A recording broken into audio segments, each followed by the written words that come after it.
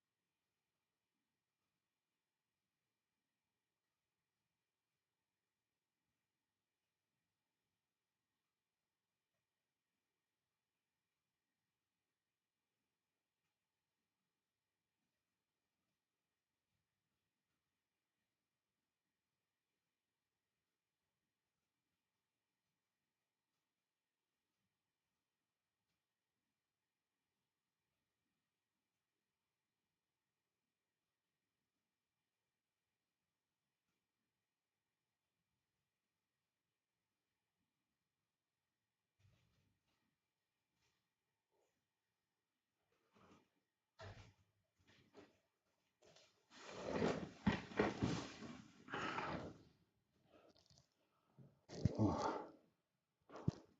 reactions, reactions, reactions.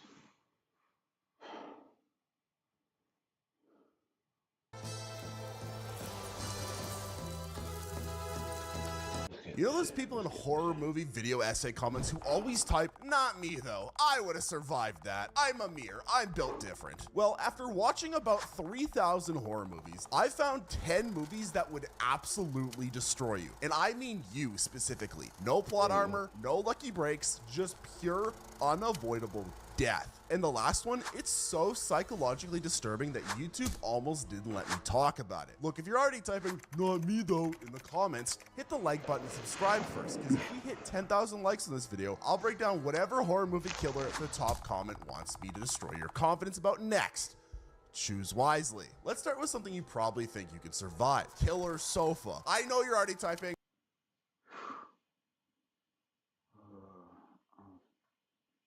Trying to keep it easy. Oh, really trying to keep it easy.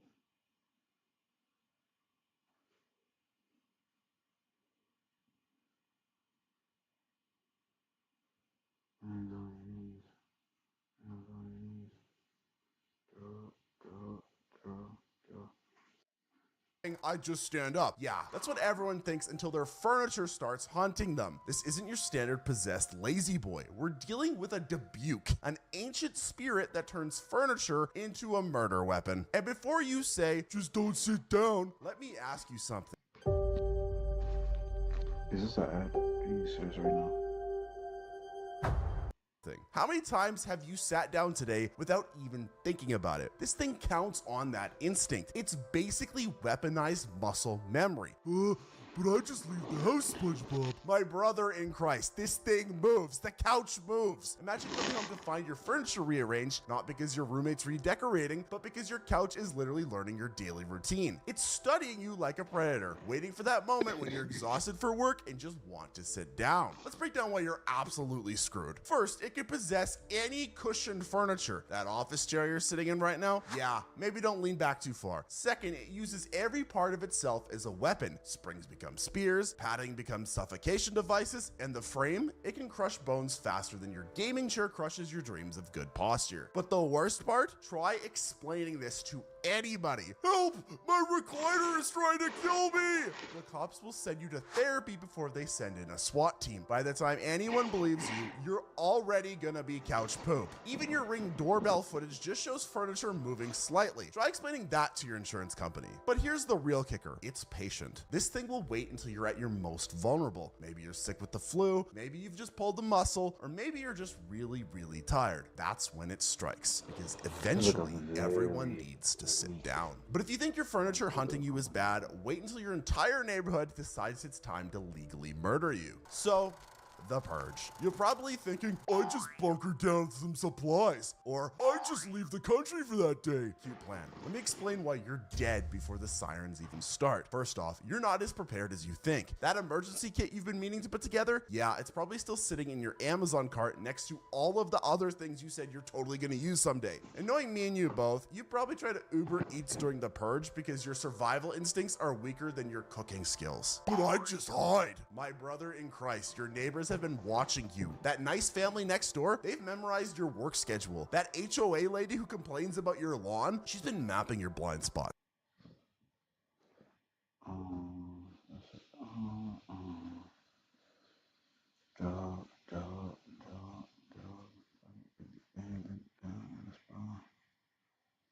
I'm really trying to keep it busy. I'm really trying to keep it busy. Hands on your knees. Hands on your knees. Hands on your knees.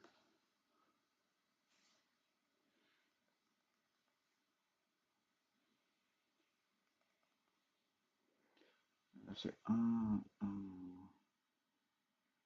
waist drop, drop, drop. Bang, bang, bang.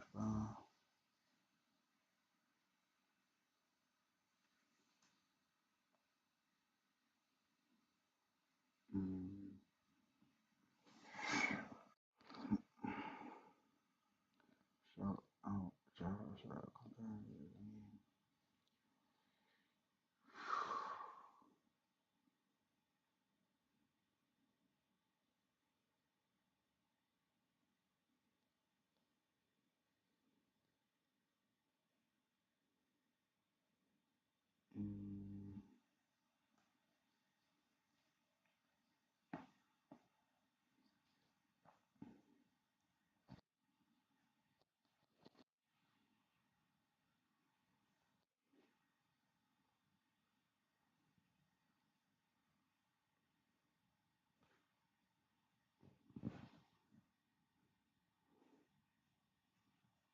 You two are you.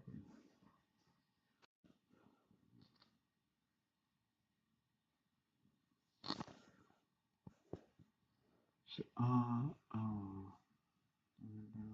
waist drop. Won't you stay here?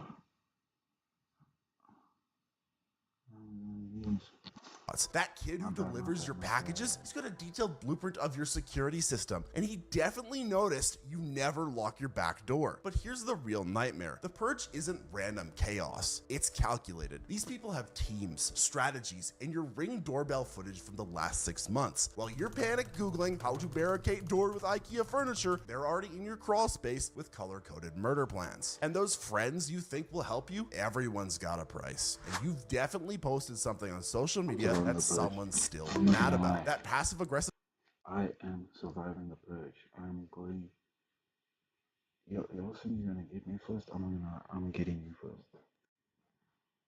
Comment you left on your cousin's baby photos? Yeah, they probably remember that. But the scariest part, you won't even see it coming. Maybe your power gets cut early. Maybe your car mysteriously won't start that morning. Maybe your security system has a glitch. Because while you've been posting, not me though, in my video comments, your neighbors have had 364 days to plan exactly how they're going to redecorate their living room with all of your stuff. But if you think your neighbors turning into murderers is bad, wait until you meet a British family that makes the purge look like a block party. Speak no evil is what happens when I don't want to seem rude becomes a death sentence. You're probably thinking, I just leave if things got weird. Right, like how you've been meaning to leave that group chat for the past 6 months that you really don't want to be part of. Let's be honest. Can you even tell the barista that they got your order wrong? You just stand there sipping that pumpkin spice latte that you didn't order, mumbling thanks, and then you're gonna complain about it to your friends afterwards. Now imagine that same energy, but instead of drinking the wrong coffee, you're watching a British couple casually reveal their murderous tendencies over dinner together. I'd speak up. My brother in Christ, you apologize when someone else bumps into you. These killers don't need weapons. They weaponize awkwardness. They push boundaries so gradually that calling them out feels more terrifying than actual death. It's like being the world's deadliest dinner party where saying no is considered more offensive than getting murdered. Are you ready to start getting paid for your meals? Introducing the starter plan from BeatStars with access to essential tools. Here's the real nightmare though. They exploit every bit of your social programming. Every time you want to object, they make you feel like you're the problem. Oh, you don't want us to borrow your child? That's kind of sus. How untrusting of you. They're gaslighting you harder than your ex who said we should see other people, but got mad when you actually did it. And your phone. Oh my god, bro. Oh my god, bro. Oh hell no, man. What the fuck, man? Oh my god, bro. Oh hell no, man. What the fuck, man? Get your ass on, boy. You get your goddamn ugly ass on. Death. Can't even post about it because you're already accepted their friend request, and unfriending them now would just be kind of awkward. But the worst part, you'll be sitting there thinking, maybe this is just a cultural difference. After all, I've never been in this country before. Maybe this is just how it is here. Yeah, no, they're literally planning your murder right in front of you with the exact same tone that they're using to discuss tea and crumpets. By the time you finally work up the courage to say something, they'll already have your politeness paralyzed self exactly where they want you. But if you think dying because you're too much of a Canadian is bad, wait until you see what happens when two psychos decide to turn your home invasion into a twisted dollhouse. Incident in a Ghostland takes your I'd fight back energy and crushes it like my dreams of ever being tall. You think you're ready to fight back because you've watched some self-defense videos on YouTube? Yeah, and I think I'm a filmmaker because I make YouTube videos. Let's talk about what you're absolutely done for. These aren't your standard home invaders looking for your PS5. These psychos have been stalking you, studying your routine, and planning this longer than I've been planning to fix my sleep schedule. So basically forever. While you're busy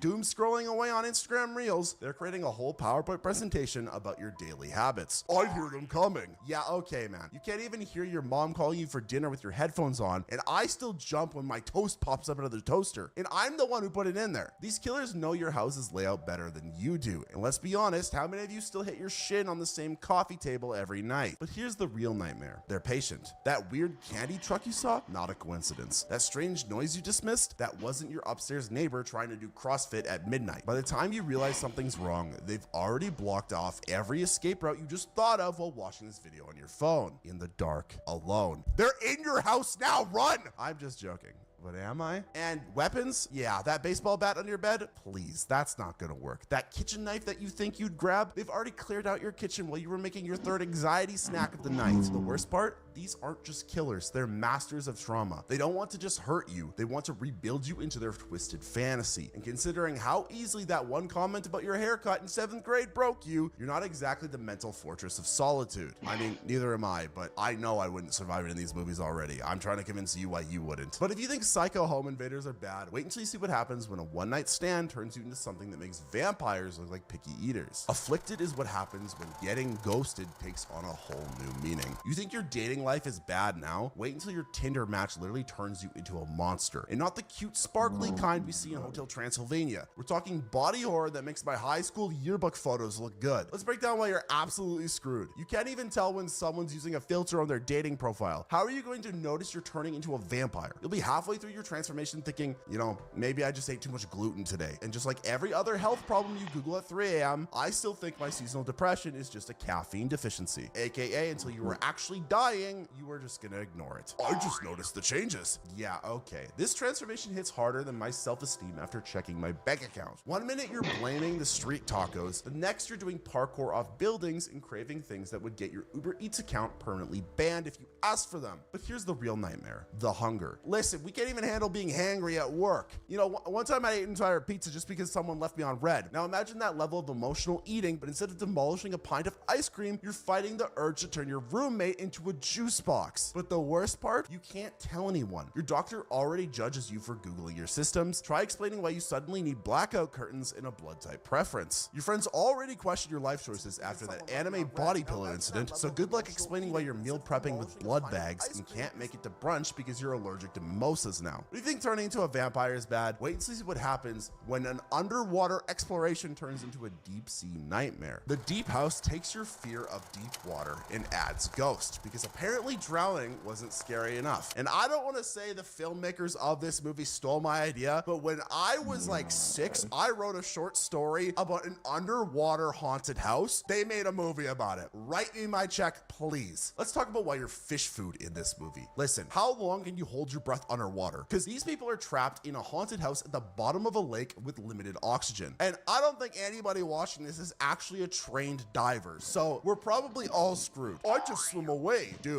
let me be real for a second. You probably panic when seaweed touches your foot in the shallow end of the lake. And I still check behind my shower curtain every time I shower for murderers. This isn't like an inflatable kiddie pool. You're dealing with pitch black water, underwater mazes, and ghosts who have had decades to perfect their aquatic jump scares. They're basically running a haunted house with drowning as the complimentary parting gift. But here's the real nightmare here, the claustrophobia. Listen, we get anxious when our hoodies get stuck over our heads. Now imagine being trapped in a flooded hallway, our oxygen running low, while angry spirits are playing Marco Polo with our souls. And that's assuming you can even tell which way is up. Spoiler alert, judging by my entire generation's reliance on Google Maps, we are f***ed. But the worst part, your fancy diving gear, about as reliable as any promises my ex-wife made me. Your underwater camera, dead, like my dreams of becoming a professional YouTuber. Your sense of direction, you're underwater. You're screwed. These ghosts don't just want to scare you. They want to turn you into the world's most terrified pool noodle. But you know, if underwater ghosts are bad, wait and see what happens when the government decides to weaponize a demon. The Atticus Institute is what happens when the government decides to spice up MK Ultra with a demon. You think your trust issues and conspiracy theories will save you? I can't even trust myself to remember.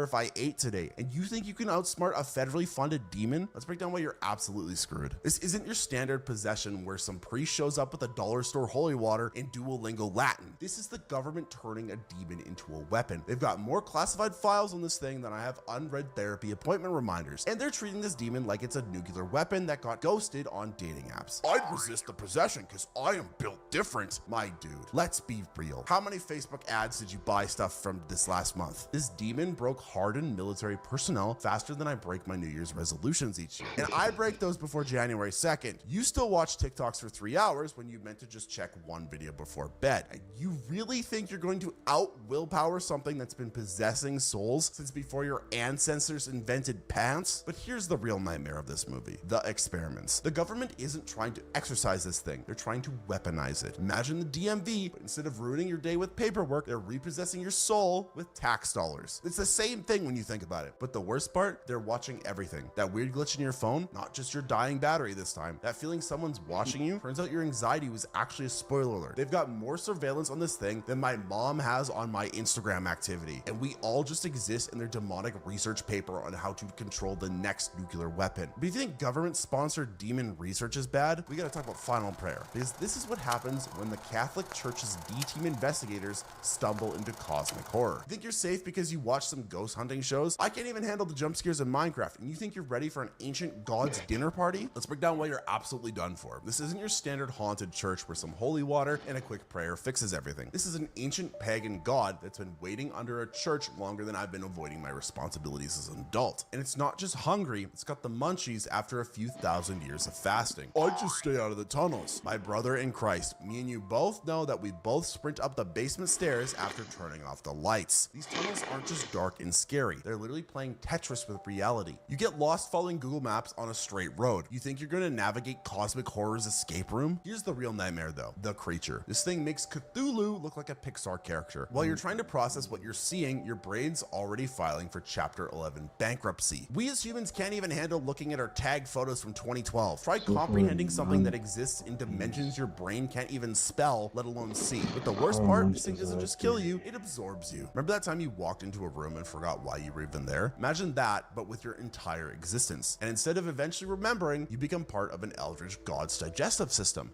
Forever. Do you think cosmic horror fast food is bad? Butterfly kisses is what happens when an urban legend gets tired of waiting for you to touch grass. You think you're safe because you spend most of your time not outside and staring at screens? Well, that's like saying you're safe from bears because you watch a lot of the Discovery Channel. Let's break down why you're absolutely done for. This isn't your standard say their name 3 times Bloody Mary urban legend. Peeping Tom requires you to stare down a tunnel for an hour without blinking. That is the only way to beat him. I can't even make it through a TikTok without getting distracted by my own reflection in the screen twice. advice, and you think you've got what it takes? Your attention span makes a goldfish look like a meditation guru. I just not look for it. Ha ha ha! My brother in Christ, let's be real. How often do you resist checking up on your ex's Instagram stories? Yeah, once you know about peeping Tom, it's like trying not to think about that embarrassing thing you did in 3rd grade at 3 a.m. Your curiosity is probably worse than mine when someone says, we need to talk, and we both know how that story always ends. Here's the real nightmare though, the blinking. After this whole debacle, if you don't last that entire hour, every time you blink, it gets closer. Have you ever tried to keep your eyes open for a photo when they say smile? Yeah, imagine doing that now for the rest of your life. It's basically turning chronic dry eyes into a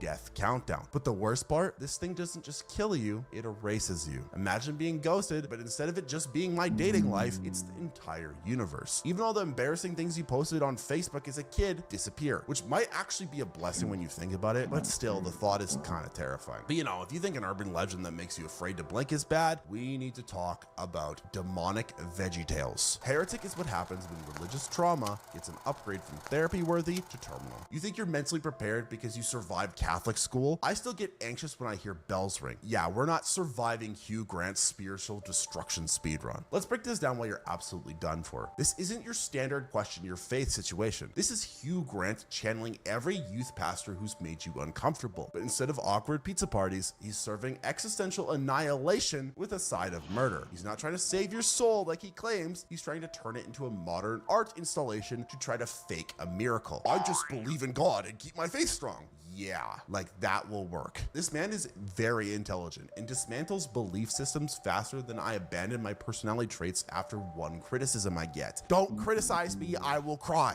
This guy has got more psychological warfare tactics than my internal monologue does during a job interview. But here's the real nightmare of this movie, the mind games. While you're struggling to remember that one inspirational quote you saw on Instagram that had a Bible verse, he's already reorganized your entire worldview and made you agree with a very disturbing but probably true argument. But the worst part, you're trapped in his mansion while he turns your core beliefs into funfetti. It's like being stuck in a philosophical escape room designed by some weird twisted philosopher and that one weird relative who always asks you why you're still single. And unlike my commitment issues, there's no ghosting your way out of this one. But there you have it, 10 horror movies that would absolutely destroy you. So let me ask you the hard question now. You still think you're built different? The comment section is right there, waiting for your not me though story. But remember, confidence is temporary. Trauma is forever. But don't forget to like and subscribe. If we hit 10K likes, I'll break down whatever horror movie killer the top comment wants me to destroy your confidence about next. Choose wisely, because unlike my dating life, you actually get a say in what traumatizes you this time. If you want to watch more videos just like this, click the playlist on screen now to see a ton more videos about horror movies you definitely wouldn't survive.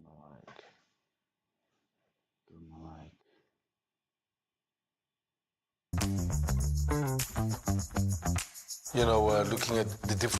Most criminals are not usually very clever, from accidentally self-snitching to calling the police on themselves. Here are 4 of the dumbest criminals there are, starting with 25-year-old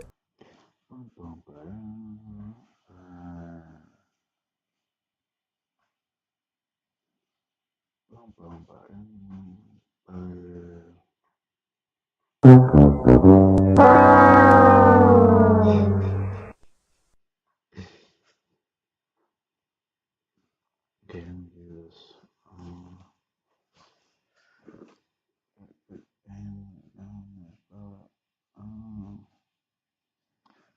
Really trying to keep it easy. Eric Edwards, who had been a fugitive for 3 days alongside his partner, said for the shooting and killing of Michael Hudson, where they followed him in a car while driving and then shot him to death, he had finally decided to give himself in. The following interrogation footage is a cutout version of a show, as the original one is not available, but it serves its purpose to show how dumb a criminal can be. The best thing you do for yourself is to be truthful with me. Tell me the truth. Tell me exactly what happened. Said he was drunk, and I ain't gonna lie, I was in the car when he was shooting. So you're saying said actually shot? It didn't take that long for Eric to tell on his friend, and his version of the events implicated his friend Said as the shooter as they chased Michael down the street. But the detective knew it hadn't really been like that. The physical evidence on the street does not match up with the driver of your car shooting. That's where we're at. I'm gonna tell you straight up, man. was driving. I was driving. And what, Cedric was shooting from the passenger side? Yes. No. That's not true either. As the detective didn't see much cooperation on Eric's side, he decided to bring up the victim's family to appeal to his emotional side without any idea of what was going to happen next. 2 people were shot. 1 died. Left behind several brothers and sisters. I know who he is. His brother died 6 months ago. Sure did. His name Marcus, and the one I shot, his name Mike. After blatantly confessing, Eric stupidly blames the detective for putting words in his mouth in an attempt to save himself. Hey, listen to me. You just said the one I shot. All right. So No, you said the one I shot. With no need for further proof, Eric is finally arrested for murder. His face says it all. And if you thought criminals couldn't be any dumber, you certainly don't know Antoine. 24-year-old Antoine Sims had gone to a McDonald's, and because his fries were cold and they didn't give him a refund, he then decided to call the police. But what the police didn't know yet is that Antoine had a warrant for arrest for failing to appear in court for a 2018 homicide where he set a car on fire with a woman in it. 1022, I got contact. What's up, man? We the ones that called. Okay, what's up? Basically, we went in there, purchased some food. I guess there's something wrong with their server. A lady before us tried to order on the little box thing. She said that wasn't working. He had to stop us from ordering and go help her. Okay. So he probably frustrated at work. You know what I'm saying? That's the whole scenario. Okay. What I did. So why'd y'all call? So like, what happened? Because we ordered the food. He couldn't print us a receipt. Okay. So he said the receipt would be printed in the back. So I said, okay. So we sat down, me and my fiance, looking for homes around here. Gotcha. So we went back to Progressive Rentals, looking at homes. Uh-huh. I guess our order was called, but we don't even know our order number. Okay. You know what I'm saying? So now our food is sitting there cold. So when I come up, I say, I try the fries. The fries they're lukewarm, but they're not hot. Okay. You know what I'm saying? So I just asked him, can we get some fresh fries? Okay. He said, okay, the fries are not hot. Touch the fries. I said, no, they're not hot. And at this point, you don't touch them, so, Yeah, can I just get a fresh set? Okay. So as he getting the fries, and I said, can I also get the receipt? That was 5 minutes ago. Yeah. You know what I'm saying? Excuse me, sir. 5 minutes ago, I can run my store however I want to run my store. Okay. Sir, I didn't pay. He said, matter of fact, you can leave my property. Get off my property now.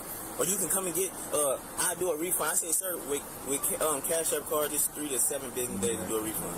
Just give me my set of fries and my receipt. That's what you're supposed to do anyway when I pay for my order. Okay. Having explained the situation to the officer, Antoine is then asked for his ID, which he doesn't have at the moment, so he gives the officer all of his personal information, who then questions the manager of the restaurant, who tells a completely different story. Break it down for me. What happened? He insists that all his food's cold. Okay. He's burning my hands, so whatever. That's, doesn't really matter. Okay. Took it to the next level, starts cussing me. You better give me fresh fries, mother. He's like, what? Here's the little old lady, and she just came up to us and said, if you need me to talk to the police, I said, no, I got this. But he starts losing it, starts shoving his food at me. And I said, sorry. I said, well, tell you what, you can take your business elsewhere, give me a car, give me a refund. No, you're not going to give me an effort refund. You're going to give me food and my money back. I said, okay, look, sir, you're shoving.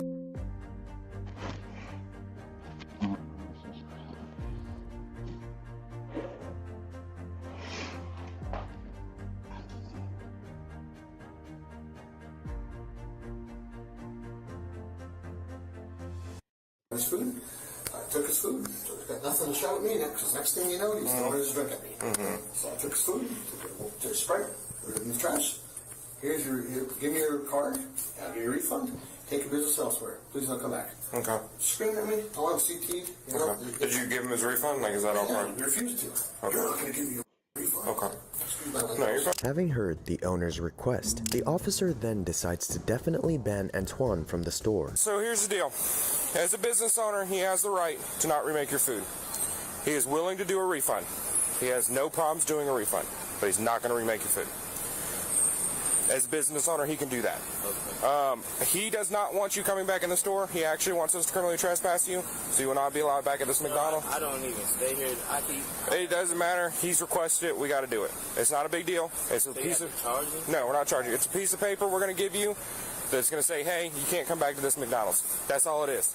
Wow. Like, Yeah. no, just Yeah. like, just realistically, did I do anything wrong? I don't know.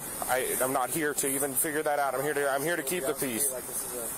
Yeah, this is completely civil. So Yeah, okay. yeah. No, I don't want to complain about it. No, So- it's fine, man. I'm just don't understand what I did wrong. No, you're good. After explaining the situation to Antoine, the officer then goes to his car to fill in the CT form, and it is here that he discovers who Antoine actually is. Wanted person, caution, violence, armed and dangerous. This guy's crazy. This guy's going crazy, bro. What the hell?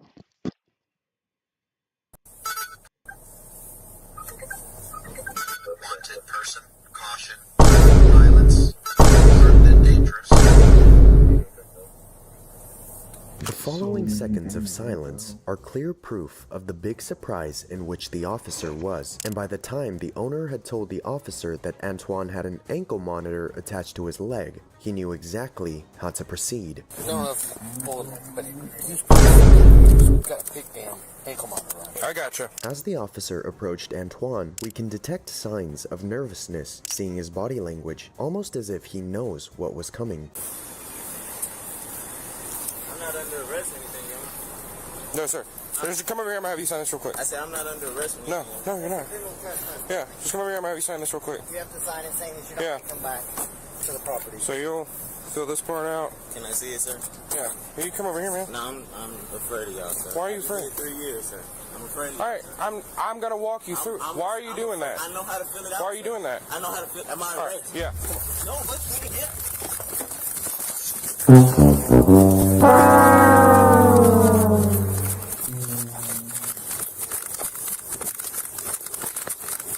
Car.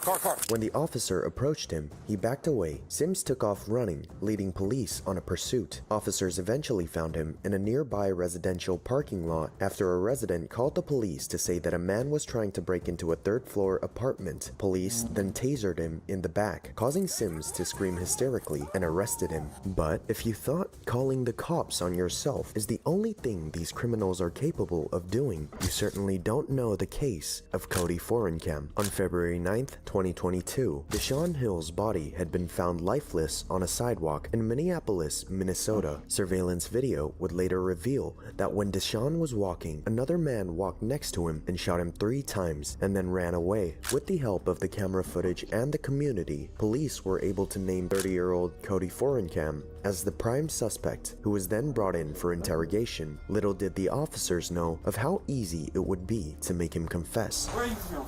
Minneapolis Police Department. Minneapolis Police? Minneapolis, yep. Alright. So we're here to talk to you about, get your side story like we do everybody else. Yep. Okay.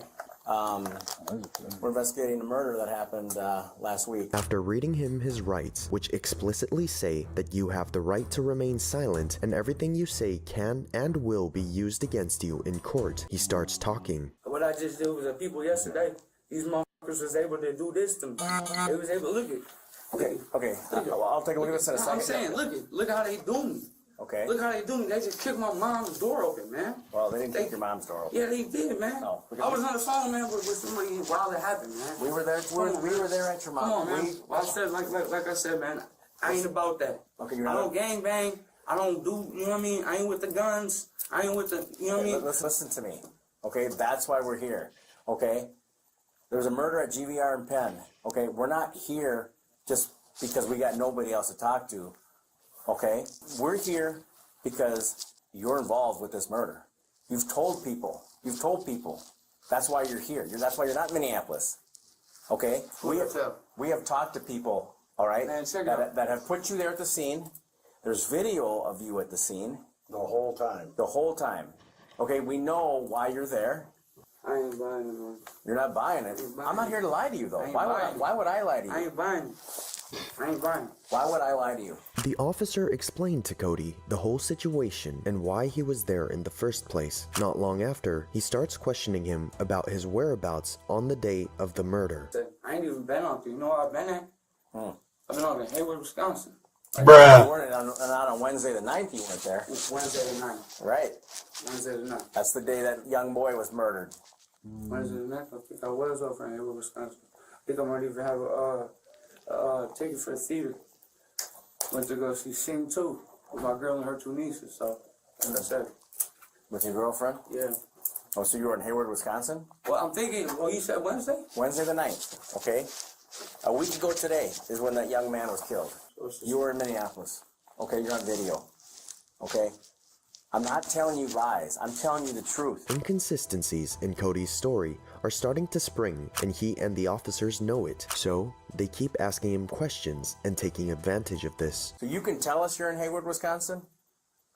I know you're lying. There's no ticket stub that you can provide that's going to tell me you were in Wisconsin. Like I said, man, this is how this all played out. I was wondering about it. I was wondering about how you would pull a gun on somebody that got to AFib heart. You know what I mean? We weren't there. Nah, you put them on them, though. So like I said, man, like that shit could send my mom got a short time to live. And y'all could have stopped it yesterday doing that dumbass shit. So I'm just saying, like I said, you're trying to tell me something that what? Okay. I don't know. I'm just telling Wednesday the 9th, dude, I've been homeless. I've been working with been working with Val Whiteberg. Yeah. She's been trying to help me find housing, whatever. I guess there's a short. Find a phone for you is what you've been trying to do. A phone? Yeah. Well, yeah, a phone too. Yeah, she assisted me. What happened to your phone? What happened to your phone? It got broke. Did it get broke? Where? It got broke. Where? I asked my girl. My girl broke my phone. Cody here explained how his phone suddenly broke, but what he's not telling us is that he actually destroyed it on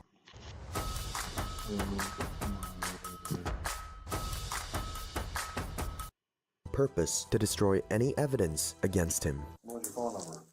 See, that's where y'all trying to dig me in a hole, man. Like that. Dig you in a hole? You're already in the hole. In the hole. No, you're saying that you're telling me people are saying that they... People are talking, because you know what? That young man did not deserve to die that way. He was executed. Shot him. He was executed. All right? And you know it. There's nobody. You know it. There's nobody that's protecting you at this point. Are you kidding me? That kid had no reason to die whatsoever. And you didn't have any reason to kill him. But you did. To further prove his guilt, when Cody is blamed yet again for the murder of Deshaun, his reaction and body language are absolutely contrary to that of most people in a situation like this. See on video, all right? Man, like I said, 3 shots. 3 shots. Okay, And he's dead. People describe you to a T. Absolutely. So why would people be saying, hey, it's him? You didn't even see the bullet coming. You shot him from the behind. And he died right there on a cold sidewalk. Face down in a blood puddle.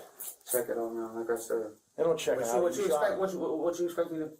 I don't know, have a heart, have a conscience. Like, what the fuck you expect me to sit here and put me at a place where I wasn't right at the time? Where were you then? Like I said. Where were you? The 9th.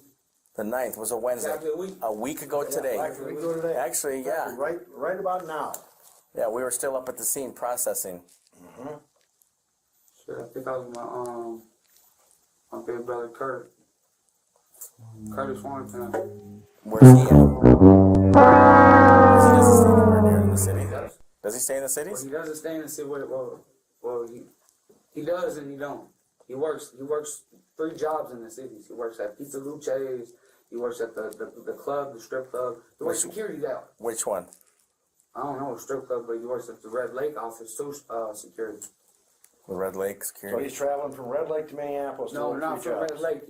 The Red Lake office is over in South Minneapolis, Okay. sir. So far, it appears that with enough pressure from the officers, Cody starts to slip up more and more. His story begins to show multiple gaps, and it seems like his ego is bigger than himself, because when he's questioned and those gaps make reference to him being a liar, he can't control it and loses his temper. Oh, he drives from Red Lake all the way to Minneapolis. So I'm saying, y'all gonna f with my nerves, sit there and play around. No, but here's the like I Cody. said, I ain't like I said. Cody, all we're trying to y'all do. know it all. Here's the thing. Y'all know it all. Can I just say something? If I was sitting in your chair and I had. Dude, I got mercy, dude. Hold on a second. I got mercy, dude. Look at this shit. Sit down. Look at this shit. Sit down. Look at this shit. Yep, sit down. It's crazy. So, hey, Just sit down really, for I one. don't even want, like, Here's I'm one so thing. fucking mad. One thing. I'm Hold so on. fucking mad right now. No, I was supposed to PRT, ooh. Then y'all started talking about some goofy shit that I don't know. To the surprise of no one, Cody then got even angrier, and not only did he confess to the detectives that he was at the scene of the murder on the day it happened, confirming he is the killer, but he also reveals the tragic and despicable motive behind his actions. Got Wally's and boom. You were by Wally's, absolutely. I was by Wally's. You were? But y'all don't know the story. Well, tell me. The motherfucker supposed to be in the motherfucking face, stole my phone, all that stupid shit. That don't mean I pulled the motherfucking trigger. Just because some people say some shit, that's what it is. That's what it is. So y'all gonna go with the fuck you here anyway. I was over at the store, and I got fucking my. That's what that was. Who jumped you? I don't, like I said, I don't know. That don't make me no murder. I called my big cousin. My big cousin come get me. He, what it look like? I said, one was, I don't know. Nothing came of it. You act like, can I pull the trigger on somebody? When did you get jumped, or when did you get your stuff robbed? Man, I went to the Wally's. I went to the Wally's for a backwood and a pack of Newports. When? Man. Was it Wednesday? 11. Was it Wednesday? Tuesday or... Here, Cody explained how he killed an innocent young man only because he got angry. After such a harrowing and sad statement, the detectives had everything they needed to finally arrest Cody. We're not lying. We're not lying. No? Because you have to understand, we got to put this case together, right?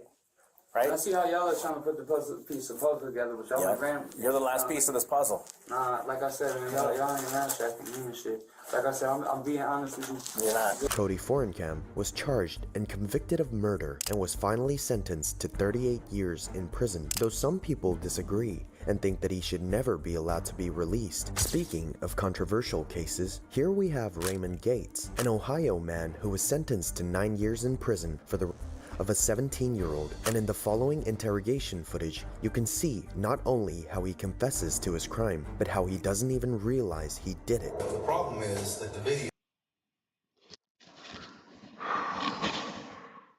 Yeah, I had 2 more videos that I was supposed to watch. I didn't expect to be this tired already. So, yeah, I'm gonna end stream.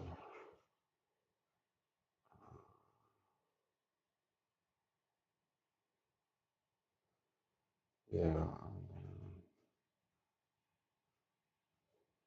gonna end stream.